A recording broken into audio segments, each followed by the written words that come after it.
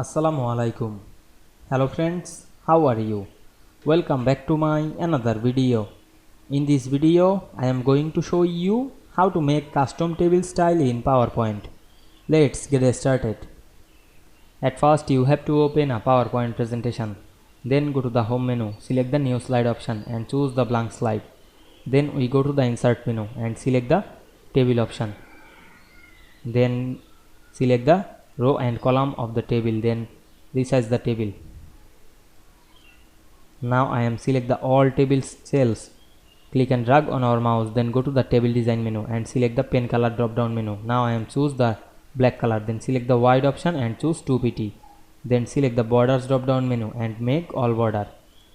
Now I am select the all cells of the table and select the shading option, then choose the white color. Then select the first column of the table and choose the shading color. Then make another color. Now we can see we add a custom style of table very easily. I hope you enjoyed the video. Please like, comment, share and subscribe my channel. Thanks for watching.